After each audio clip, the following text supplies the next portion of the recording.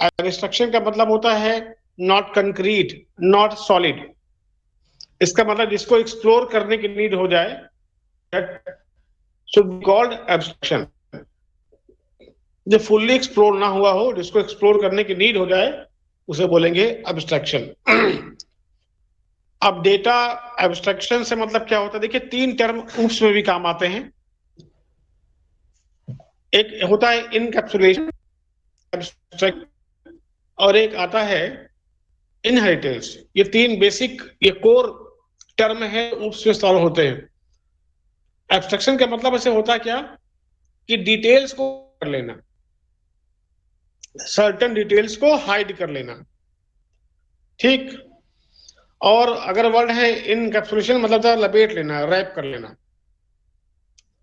Word है inheritance का मतलब होता है किसी फीचर को सुपर क्लास से इनहेरिट करना, ठीक, अक्वायर करना।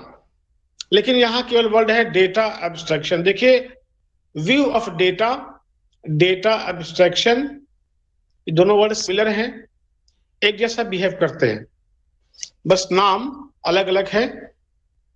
लेकिन दोनों चीज डिस्कस करेंगे, डेटा के व्यू के बारे में भी और डेटा के एब्स्ट्रैक्शन के बारे में भी। वही बुक है कोर्ट की 7th एडिशन, जो पढ़ी है आपके व्हाट्सएप ग्रुप में। इन्होंने एब्स्ट्रैक्शन को बताने के लिए तीन बताए हैं level: physical level, logical level और व्यू लेवल। क्या होता है इसका मतलब समझिएगा। लेवल क्या है, वहां एब्स्ट्रैक्शन डिफाइन कैसे होता है देखिएगा। होता क्या है वास्तव में, कि जब डेटाबेस सिस्टम डिजाइनर होता है, वो ये समझ ये जानता है कि डेटा कहां रखा जा रहा है, ठीक, मतलब डेटाबेस कहां रखा जा रहा है, स्टोर कहां हो रहा है, उस डेटाबेस को कैसे मैनेज करेंगे, और अगर उसके मल्टीपल यूजर हैं तो उन यूजर्स को उन डेटाबेस की फैसिलिटीज प्रोवाइड कैसे करेंगे। तो अब क्या मामला है, अब ये तीन चीजें, कि where to store data actually, how and what data are stored in the database, and और उसको कैसे बनाएंगे। अब बाद में उसके यूजर के बारे में बात करेंगे। सबसे पहला, ये तीन हायरार्की होती है, तीन हायरार्की है, ठीक। बॉटम हायरार्की पे फिजिकल है, बीच वाले पर लॉजिकल लेवल है, अपर मोस्ट पर व्यू लेवल है, व्यू लेवल है। अब यहां एब्स्ट्रैक्शन का वर्ड का मतलब कैसे होगा समझ में आएगा आपको। लीजिए कि डेटा एब्स्ट्रैक्शन लोएस्ट लेवल लिखा हुआ है फिजिकल लेवल। क्या लिखा है, फिजिकल लेवल। क्या बता रहा है, how the data are actually stored. अब सिंपल सी बात है कि मान लिया डेटा स्टोर कहां करेंगे, मेमोरी स्टोर करेंगे, सेकेंडरी मेमोरी में करेंगे। तो सेकेंडरी मेमोरी में डेटा का मतलब डेटाबेस से ले रहे हैं।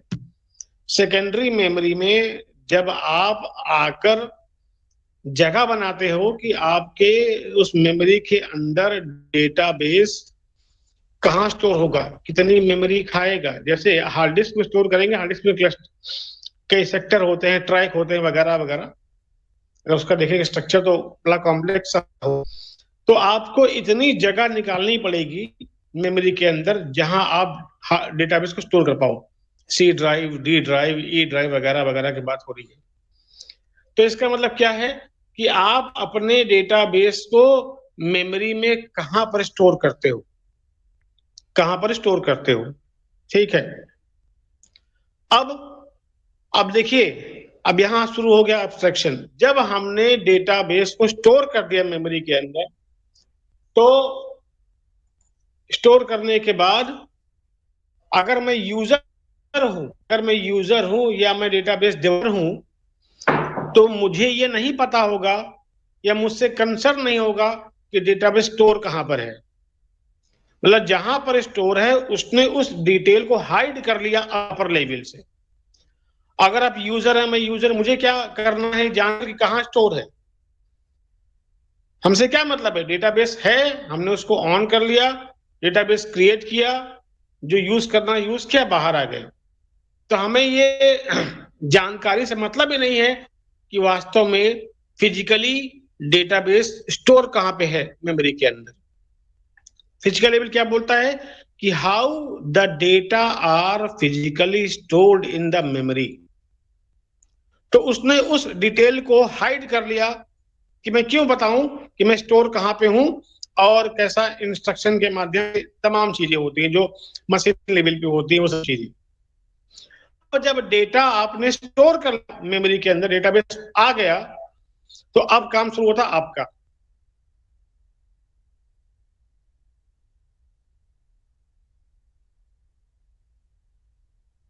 बोल सकते हैं अभी यहां पर हम बोलेंगे डेवलपर की। अब हमने क्या किया, अब अगर हम डेटाबेस हमें बनानी है 3-4 टेबल, हम क्या करेंगे, हम सिंपली सिस्टम को ऑन करेंगे, आइकन पे क्लिक करेंगे, डेटाबेस के पासवर्ड डाला, अब अंदर गए, क्वेरी कर दिया, क्वेरी किया, क्रिएट अ टेबल वगैरह वगैरह, हमने कर लिया।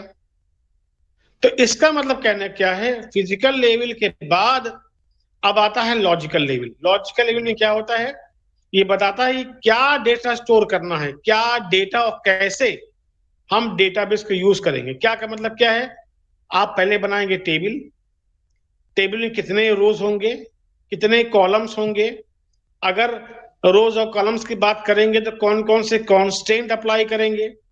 अगर कोई कॉलम है, आपने 6 कॉलम बना लिए, तो 6 कॉलम के में कांस्टेंट कैसे आएंगे, डोमेन कौन कैसे अप्लाई करेंगे, की कांस्टेंट कैसे अप्लाई करेंगे। मान लिया सिंपल सी बात है, टीचर का एक बनाया हमने डेटाबेस, तो टीचर डेटाबेस में 6 कॉलम अगर है मान लिया, तो 6 कॉलम का पहले हम डिसीजन लेंगे कि 6 कॉलम क्या क्या होगा। टीचर का नेम होगा, डेट ऑफ ज्वाइनिंग होगा, डिजिग्नेशन होगा, सैलरी होगा, वगैरह वगैरह। अब किस तरह के होंगे, नाम है, कैरेक्टर होगा, सैलरी है तो अभी सी बात न्यूमेरिक वैल्यू आएगी, डेट ऑफ ज्वाइनिंग है तो यहाँ चलता है डेट, DATE डेट। हम डेट की बात, डेट डेट एक टाइप है, एक टाइप है। तो ऐसे हम टाइप तय करेंगे, साथ में तय करेंगे लेंथ कितनी होगी, नाम कितना बड़ा होगा, हाँ, और अगर कोई सैलरी है न्यूमेरिक वैल्यू तो उसकी साइज कितनी होगी। तो हम लॉजिकल लेवल पर यह तय करते हैं कि डेटाबेस में क्या क्या डेटा रखा जाएगा, उस डेटा की टाइप क्या होगी, लेंथ क्या होगी, क्या कोई कांस्टेंट अप्लाई कर सकते हैं, ये हम तय करेंगे। अब जब हमने मान लिया 4 बना दिया टेबल, तो 4 टेबल को अगर हमें एसोसिएट करना है तो कैसे करेंगे। मान लिया एक टेबल बनी है टीचर की, एक बनी है डिपार्टमेंट की, एक बनी है यूनिवर्सिटी की, एक बनी है आपकी।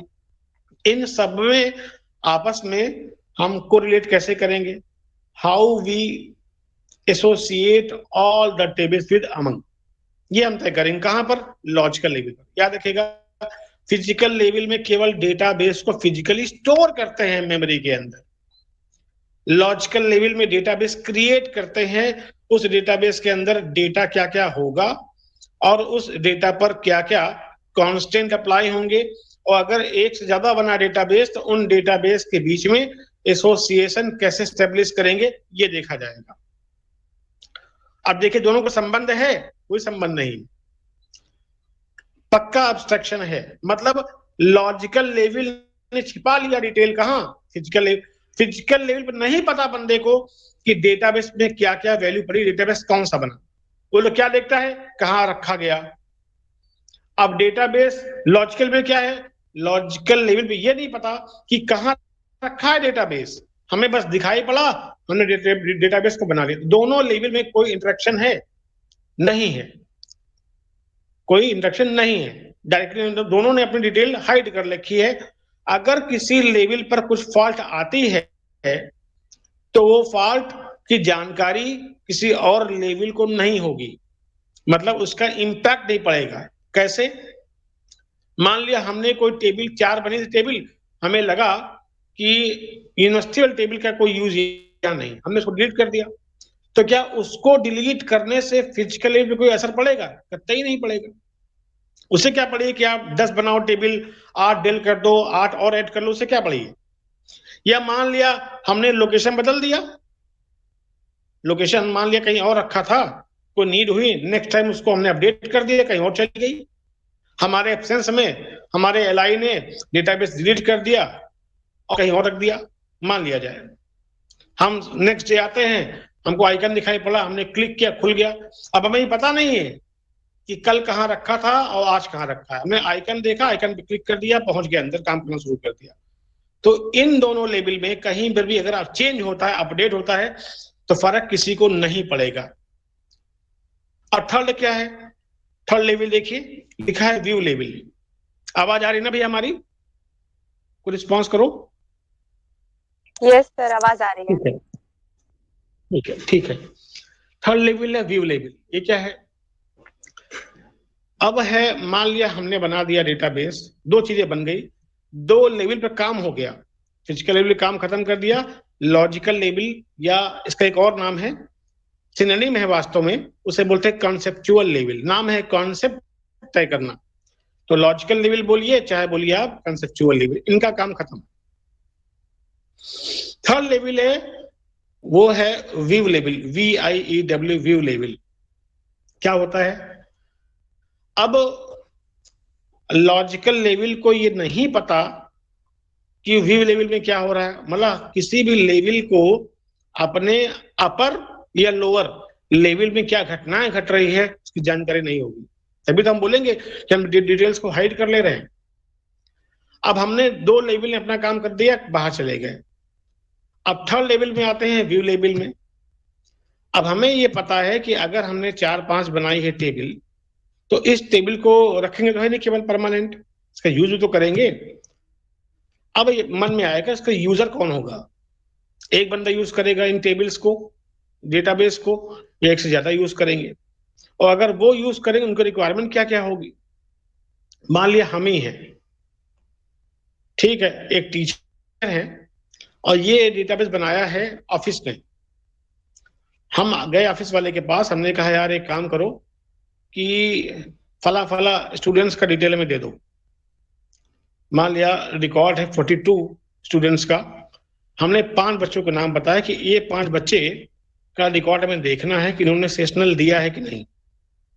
ठीक, तो उसने क्या किया, उस टेबल से 5 बच्चों का रिकॉर्ड निकाला और एक नई टेबल बनाकर हमें दे दिया। देखिए बहुत खास बात, डेटाबेस के अंदर सब कुछ टेबल में होगा। हम बात कर रहे हैं रिलेशनल मॉडल की, जो कि हम यही पढ़ रहे हैं। तो हम सब कुछ टेबल में करेंगे, हम इनपुट करेंगे टेबल में, और जो बाहर निकल के आएगा वो भी एक टेबल में आएगा, वो भी एक टेबल में आएगा। हाँ, क्या करना चाह रहा हूं, मान लीजिए पहले 42 बच्चों का रिकॉर्ड था मेन डेटाबेस में, मेन टेबल में, हमने 5 की डिमांड की, तो एक नई टेबल हमको दिखाई पड़ी जहां केवल 5 बच्चों के रिकॉर्ड थे जो हमने मांगे। तब हमें ये नहीं पता कि ओरिजिनल टेबल में 42 रिकॉर्ड है कि 100 रिकॉर्ड है। हमने केवल 5 मांगा था, तो 5 बच्चों का रिकॉर्ड एक टेबल के फॉर्म में हमको दे दिया गया। ठीक, अब मान लिया हमारे बाद एक अकाउंटेंट आया, अकाउंटेंट ने हमसे उससे बोला, ऑफिस से बोला, जिसने बनाया है, जो लॉजिकल लेवल पे काम कर रहा होगा, उससे कहा कि किन किन बच्चों ने फीस सबमिट कर दिया इस सेमेस्टर के, हमें ये देखना है। मतलब बच्चे स्टूडेंट के टेबल में एक कॉलम फीस का भी रहा होगा कि सेमेस्टर फीस सबमिट हुआ कि नहीं। अब उसको क्या क्या चाहिए, उसने कहा कि उन बच्चों का, मतलब हम सब बच्चों का रिकॉर्ड देखेंगे उन्होंने फीस सबमिट किया कि नहीं। तो उसको केवल दो एक टेबल मिलेगी, उसको दी जाएगी, केवल 2 कॉलम होंगे, बच्चों का रोल नंबर होगा और फीस का कॉलम होगा। अब मान लिया ओरिजिनल टेबल के अंदर 6 कॉलम होंगे, 7 कॉलम होंगे, 8 कॉलम होंगे, पर अकाउंटेंट के नीड के अकॉर्डिंग केवल 2 कॉलम से ही आंसर देना सही होगा, क्योंकि वो उसी की डिमांड है। उसने कहा बताओ रोल नंबर, किस बच्चों ने सबमिट किया फीस, तो रिकॉर्ड दिखा दिया हमने। तो हम पूरा पूरा टेबल ना देकर केवल एक टेबल ऐसी बना के दे दिया जहां केवल 2 ही कॉलम है, नाम और फीस सबमिशन।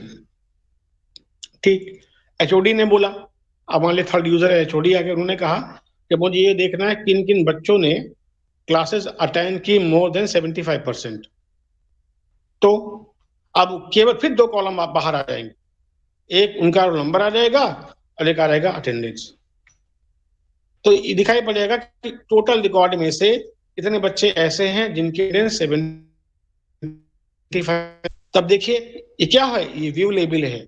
व्यू मैंने देखना, वो देख सकते हैं, अपडेट नहीं कर सकते। अकाउंटेंट देख सकता है, हम देख सकते हैं, एचओडी देख सकता है, पर मूल टेबल में ओरिजिनल टेबल को चेंज नहीं कर सकता। उसको जो टेबल दी गई है दैट इज ओनली फॉर देख कि हाँ भैया ये रिकॉर्ड है। तो व्यू लेबल का मतलब क्या है कि व्यू लेबल में केवल मल्टीपल यूजर्स और उनकी रिक्वायरमेंट के अकॉर्डिंग ओरिजिनल टेबल से मल्टीपल टेबल्स जनरेट करके उनको हैंडओवर कर दिया जाएगा, भैया लो अपना काम खत्म, अब देखो उस टेबल को। तो अब देखिए तीनों लेवल हो गए। फिजिकल लेवल जहां फिजिकली स्टोर है, लॉजिकल लेवल जहां डेटाबेस बनाया जाता है और डेटाबेस के बीच में जो एसोसिएशन है वो तय करते हैं। व्यू लेवल डेटाबेस बन जाने के बाद मल्टीपल यूजर्स उन डेटाबेस को चाहते हैं देखना, तो उनकी रिक्वायरमेंट के अकॉर्डिंग हम उनको प्रोवाइड कर देते हैं डिटेल्स। अब देखिए तीनों लेवल में क्या है, जुड़े हैं, बिल्कुल जुड़े हैं। बिना भाई जब तक डेटाबेस आएगा नहीं हम काम कैसे करेंगे, जुड़े सब हैं। पर किसी भी लेवल पर कुछ भी चेंज होगा तो उसका इम्पैक्ट कहीं और नहीं पड़ेगा। साथ में अगर वो इंटरनल को चेंज करते हैं तो उसकी जानकारी किसी और लेवल पर नहीं होगी। यही है डेटा एब्स्ट्रैक्शन। अब इसी बात को उन्होंने फिगर में बताया है। व्यू के फिगर में देखिए ऊपर रखा है view level, view 1, view 2, view 3, view N, sorry. अब यहाँ व्यू 1 का मतलब क्या है, user 1, user 2, user N, multiple user हो गए। कहां से कर रहे हैं इंटरेक्ट, लॉजिकल लेवल से कर रहे हैं, क्योंकि उनको डेटा कहां से मिलेगा, लॉजिकल लेवल से मिलेगा। और लॉजिकल लेवल के नीचे क्या है, फिजिकल लेवल, जहां डेटाबेस वास्तव फिजिकली स्टोर है।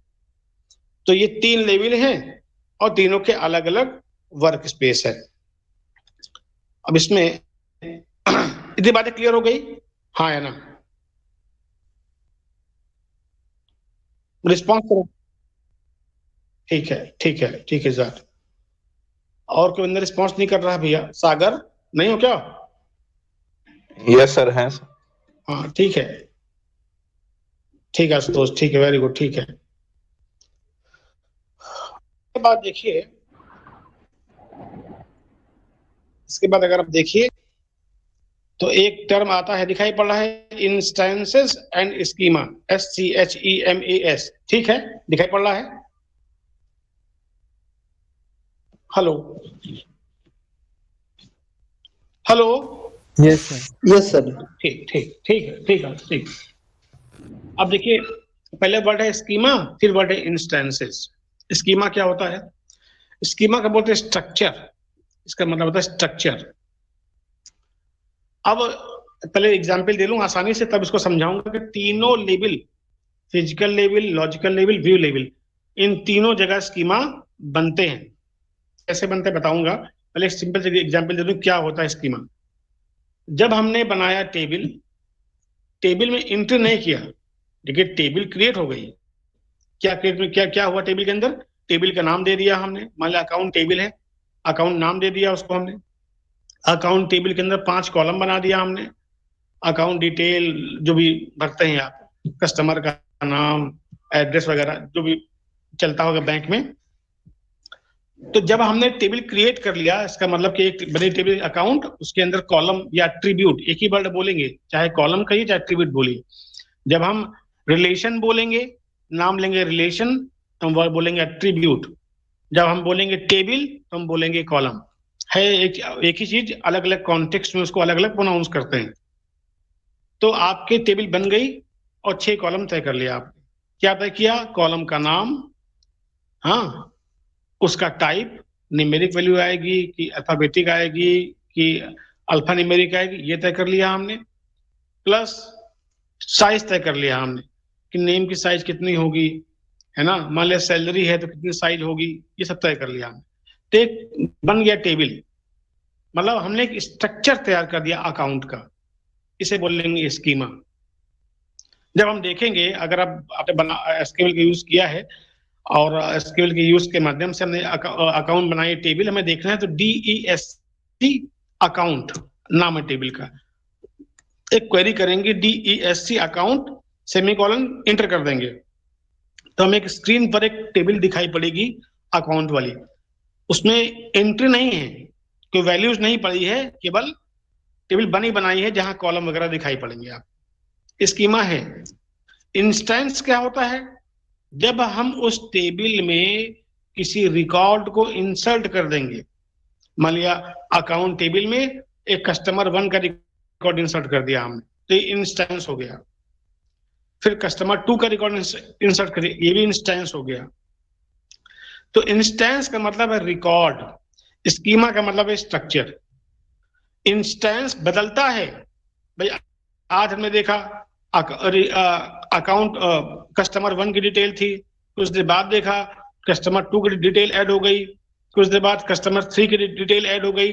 तो इंस्टेंसेस क्या है? Like snapshot. आप जब देखेंगे तो आपको बदला दिखाई पड़ेगा, हमेशा उसमें कुछ न कुछ घटेगा या बढ़ेगा। पर स्कीमा जनरली चेंज नहीं होता। आपने स्ट्रक्चर अगर बना दिया, हाँ 6 कॉलम वगैरह अगर तय कर दिए, तो आप स्कीमा को जल्दी चेंज नहीं करते। स्कीमा चेंज करने में बहुत ज्यादा प्रॉब्लम आएगी। मान लिया 15 रिकॉर्ड इंसर्ट कर दिया आपने, उसके बाद आपको याद आया कि यार एक कॉलम छूट गया, तब दिक्कत होगी ना। अब उस कॉलम को ऐड करने के लिए आपको 15 रिकॉर्ड को भी भरना पड़ेगा नए ढंग से। तो generally schema not frequently change, आमतौर से स्ट्रक्चर बदलता नहीं है, पर इंस्टेंसेस जनरली चेंज, क्योंकि वो हमेशा बदलेंगे। कुछ रिकॉर्ड नया आएगा, कुछ रिकॉर्ड पुराना हटेगा, कुछ में अपडेट होगा। तो इंस्टेंस का मतलब रिकॉर्ड, स्कीमा का मतलब स्ट्रक्चर। क्लियर है बात? अब आगे समझिए। अब आगे इसमें अगर देखें तो इसने 7th वाले में लिखा है कि नहीं लिखा, चलिए हम बता देते हैं। कोई बात नहीं है, इसमें होगा जरूर, वैसे कहीं ना कहीं ऐड किया होगा, देखो तो। हाँ बिल्कुल है। फिजिकल स्कीमा, लॉजिकल स्कीमा, सब स्कीमा। अब चूंकि स्ट्रक्चर की बात हो रही है, तो कहने का मतलब क्या कि क्या ये 3 level, physical level, logical level और व्यू लेवल पर स्कीमा बनते हैं? हमने कहा बनते हैं। मतलब जैसे कि एक और आसान सी बात बताऊं आपको, और आसान तरीका, कि जैसे कोई मकान बनने जा रहा है, रियल एग्जांपल है, मकान बनाने, तो पहले क्या करेंगे? सबसे पहले क्या करेंगे? आप पहला काम करेंगे, आप जमीन देखेंगे, इनका आप करेंगे निर्धारण, उसकी लेंथ कितनी है, विड्थ कितनी है, कितने बड़ा, कितना फीट में है, हाँ 100 वर्ग फीट में जमीन है, 200 वर्ग फीट में जमीन है, वगैरह वगैरह। इसके नाप जोख कराएंगे।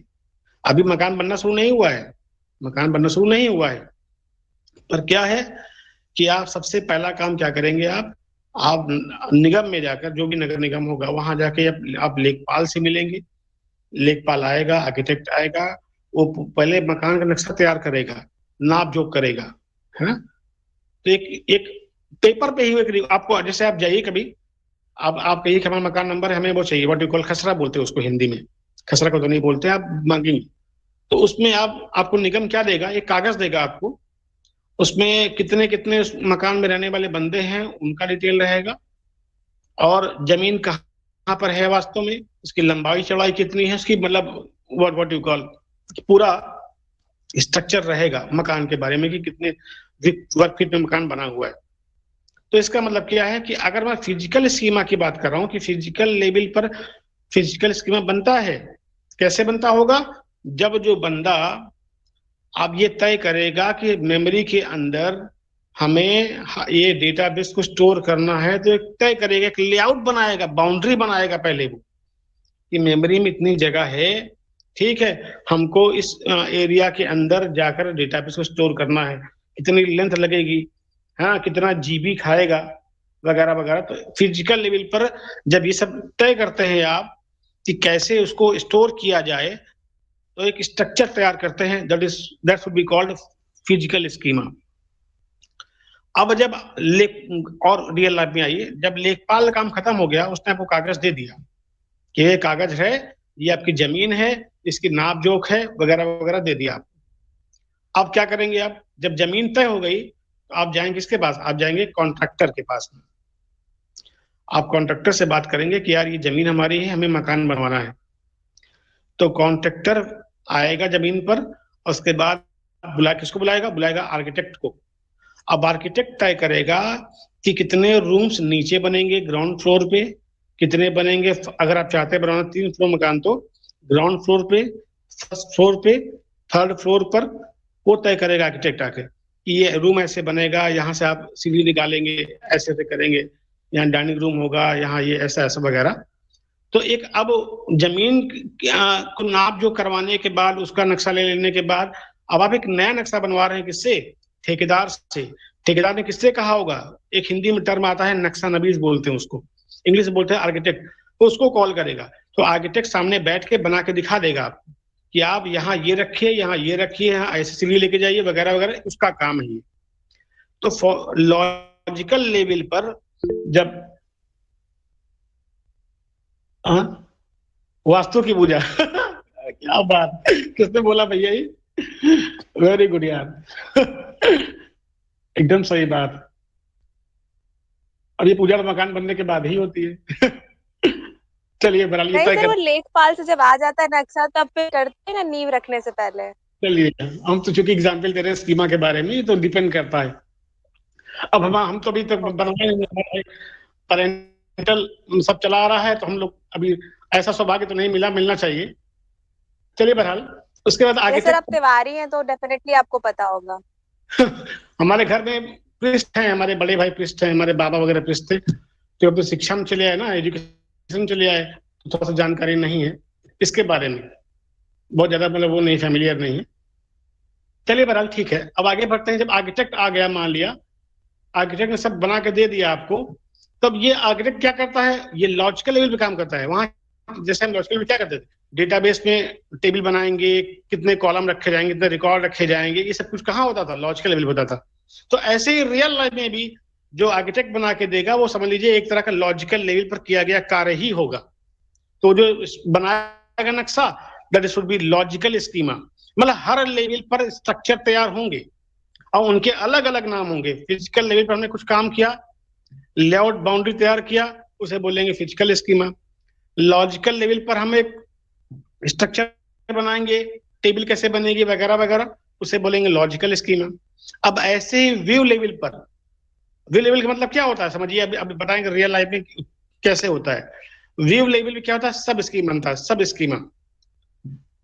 इसका मतलब क्या हुआ कि अब मल्टीपल यूजर है।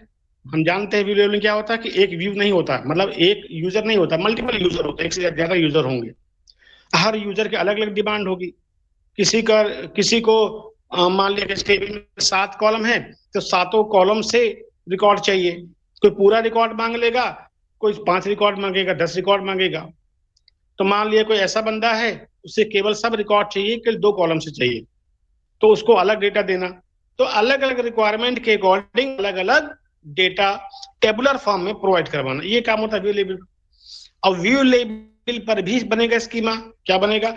अब जो यूजर डिमांड करेगा, तो यूजर के अकॉर्डिंग आप ओरिजिनल टेबल से डेटा निकालकर एक नई टेबल में रखकर उसको देंगे ना, तो क्या होगा? वो भी एक स्ट्रक्चर होगा, उस यूजर के लिए पर्टिकुलर स्ट्रक्चर होगा।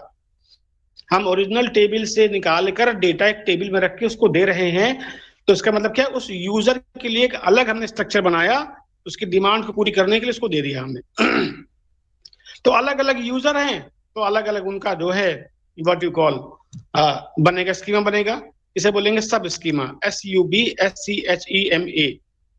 अब रियल लाइफ में क्या होता है, हमने सोचा कि यार अब कैसे करेंगे। जैसे एग्जाम्पल हम सोच रहे थे एक बार कि लेखपाल भी ऐसे होता है रियल लाइफ में, लेखपाल भी आएगा, आर्किटेक्ट भी आएगा। फिर एक टर्म आया दिमाग में, इंटीरियर डेकोरेटर, खूब पॉपुलर वर्ड है आजकल। अब मान लिया घर में 10 यूजर हैं, 10 बंदे हैं रहने वाले, आपने 10 को एक रूम दे दिया कि तुम्हारा कमरा ये है, तुम्हारा कमरा ये है। अब उनका रूम तो बड़ा है, सब कुछ तय है, पर वो अपने अकॉर्डिंग उसको डेकोरेट करवाएंगे, खुद कर लेंगे या करवाएंगे। किसी ने कहा नहीं हमें अलग अलग कलर चाहिए, टेरेस का अलग, उसका अलग कलर, फर्श का अलग कलर, दीवार का अलग कलर, ये ऐसे होगा। तो नेचुरल सी बात है कि उस लेवल पर जब कमरे बन जाने के बाद अब उस कमरे को अलग अलग यूजर अपने अपने ढंग से डिजाइन करवाएंगे, तो या तो खुद करेंगे या इंटीरियर डेकोरेटर को बुलाकर वो अलग से उसको डिजाइन या डेकोरेट कर सकते हैं। ये हमें लगा, पता नहीं सत्य है कि सत्य है, हमें लगा कि अगर इसका एग्जाम्पल दे रहे हैं तो ये टर्म ज्यादा अप्रोप्रिएट हो इसको बोलना कि भाई घर में भी 10 भाई हर जगह होता है। या आप हर बार आप खुद भी करते हैं, चेन दीपावली आती है, जो भी फेस्टिवल आता है तो हर घर में नए सिरे से जो है कलरिंग होती है, फिर दुनिया भर का काम। तो हर लेवल पर अलग अलग स्ट्रक्चर तैयार करते हैं आप, और उसके लिए आप नाम भी अलग देते हैं, फिजिकल स्कीमा, कॉन्सेप्चुअल स्कीमा या सब स्कीमा। क्लियर है बात हमारी? हेलो? Yes sir. हाँ, सोचिएगा, क्योंकि हमको ये लगा कि अप्रोप्रिएट एग्जाम्पल है तो बता दिया। बस इसके बाद याद रखिए क्या कवर हुआ, डेटा एब्स्ट्रैक्शन या व्यू ऑफ डेटा और इंस्टेंसेस और स्कीमा, ये टॉपिक कवर हुए। अब इसके बाद नेक्स्ट टाइम जो भी टॉपिक होगा, डेटाबेस लैंग्वेज पढ़ाया है कि नहीं अभी तक? अगर याद होगा तो क्या लिख लिया? No sir. हाँ, पढ़ा दिया है अभी? No sir. No sir. चलिए ठीक है, इसके बाद ये पढ़ा देंगे। पूरा कहीं लिख लिया करिए कि जो जो टॉपिक कवर होते जाएंगे ना। ठीक, अब ये बताइए कि सबने भेज दिया था ना हमें, वो क्या बोलते हैं कि मांगा था हमने, असाइनमेंट दिया था ना करने के लिए, किसी छूट तो नहीं गया अभी? किसी का रह तो नहीं गया? सागर, किसी का रह तो नहीं गया? निखिल नहीं दिखाई पड़ रहा है आज मेरे ख्याल से। देखिए कितने पार्टिसिपेंट हैं आज। दिखाई पड़ेगा। अच्छा, दूसरा रह गया हो, भूलिएगा अगर जमा करें, किसी अगर किसी कारण से जमा ना कर पा रहे हो, एक पर्सनली हमसे बात कर, हमें अगर नाम दे देंगे ना। निखिल है क्या? निखिल यहाँ पे है, सीआर निखिल ना? सीआर कौन है क्लास का? निखिल कुमार है। हाँ, तो एक बार उसको बोलेगा हमसे बात कर लेता। अब उसको फोन किया सुबह आज बताने के लिए कि आज क्लास 10:40 से होगी, तो शायद बात नहीं हो पाई उससे, उसी से बोलेगी। अटेंडेंस कौन बना रहा है आज का? सागर बना दीजिए, व्हाट्सएप पे डाल, ग्रुप पे डाल दीजिएगा। अब याद रखिए कि टाइम टेबल भेज दिया हमने सभी को, उसके अकॉर्डिंग मंडे